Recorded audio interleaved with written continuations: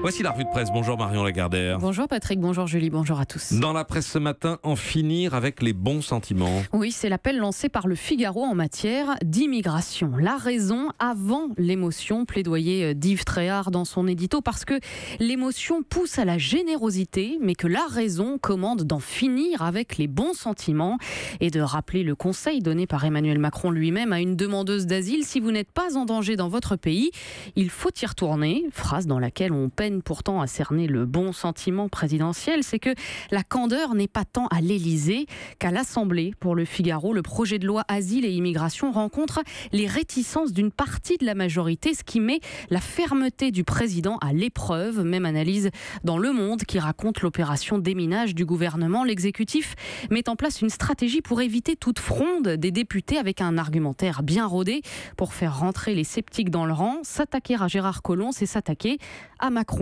Bref, on joue sur la corde sensible, la fidélité des élus, oserais-je dire, leur bon sentiment macronphile. Alors où se niche la raison? Ne pas porter atteinte à la popularité d'Emmanuel Macron ou prendre le parti des migrants? Eh bien, l'Obs a choisi les seconds avec une couverture choc où l'on voit le visage du président encadré de fils barbelés et ce titre grinçant: Bienvenue au pays des droits de l'homme. Un numéro dans lequel plusieurs figures dénoncent l'hypocrisie française en matière d'immigration. Laurent Berger, on vient de l'entendre, et puis le prix Nobel de littérature Jean-Marie Gustave Leclésio qui parle d'un déni d'humanité insupportable. Comment peut-on faire le tri, demande-t-il? Comment distinguer ceux qui méritent l'accueil et ceux qui n'en sont pas dignes? Est-il moins grave de mourir de faim, de détresse, d'abandon que de mourir sous les coups d'un tyran? Est-ce que ces tyrans que la France a soutenus, encensés, qu'elle a choyés, est-ce que ce ne sont pas ceux-là justement qui menacent la vie de leurs concitoyens les plus pauvres? Est-ce que la France n'a pas une responsabilité? Leclésio qui voit dans la politique un monstre froid agissant avec des instructions qui ne tiennent pas compte de l'humain. Prenons garde, dit-il, à ne pas devenir sourd et aveugle à cette misère. Il faut avoir l'audace de regarder positivement ces personnes qui arrivent, dit également Georges Pontier, président de la conférence des évêques de France. Le devoir d'humanité doit être plus fort que nos appréhensions et c'est possible. Pour preuve, ce reportage toujours dans l'Obs de Cécile Desfontaines à Forges-les-Bains dans l'Essonne où un centre d'accueil a ouvert il y a 1 an et demi. Un petit bourg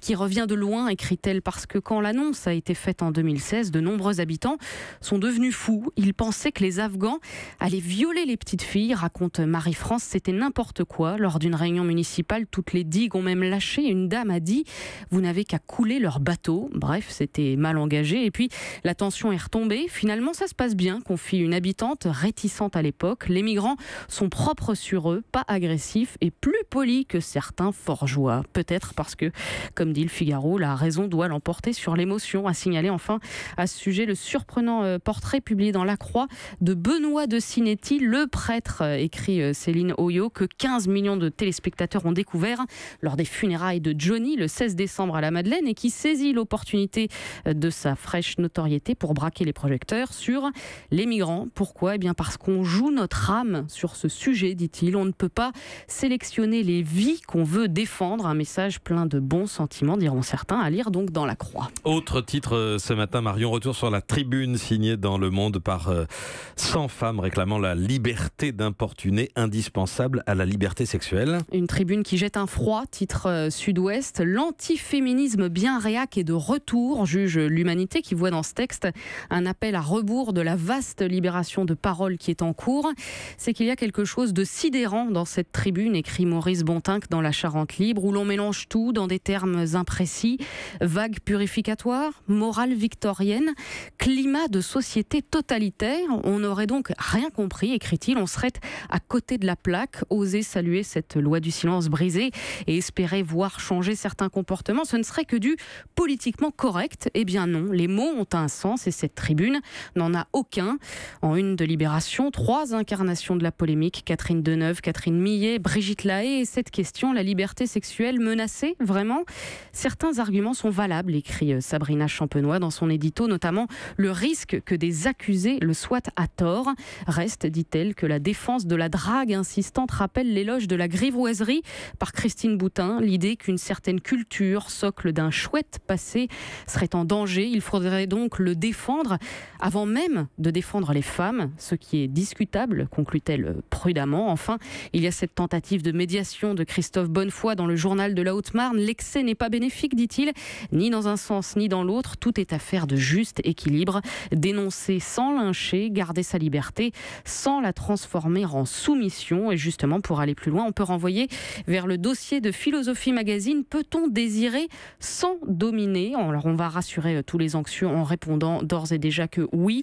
Ce que 5 philosophes, 5 femmes en l'occurrence, détaillent très finement dans ce numéro, garantit sans bon sentiment. C'est donc dans Philosophie Magazine. Enfin, autre question pleine de suspense en couverture du Point. La France va-t-elle vraiment mieux? Avec ce sous-titre en bonus, Patrick, enquête sur le nouveau pays de l'optimisme. Il faut avouer que c'est déstabilisant, écrit Étienne Gernel. Nous autres journaux, peu portés sur les trains qui arrivent à l'heure, avons été servis ces dernières années car les malheurs, les erreurs et les échecs nous parvenaient par tombereaux. Et là, soudain, apparaissent des raisons d'être plus optimistes. De quoi vous déprimer une rédaction? Ironique, Étienne Gernel, on le comprend d'autant mieux si l'on repense à toutes les unes effrayées et anxiogènes du Point ces dernières années. C'est vrai que c'est déstabilisant de se dire que ça ne va pas si mal. D'ailleurs, Franz-Olivier Gisbert, dans son édito, a semble-t-il du mal à prendre le pli, lui qui alerte sur la bien-pensance qui serait en train de prendre le contrôle de nos cerveaux. Liberté, peut-on encore écrire ton nom? Bah oui, voilà, du coup c'est fait, c'est écrit.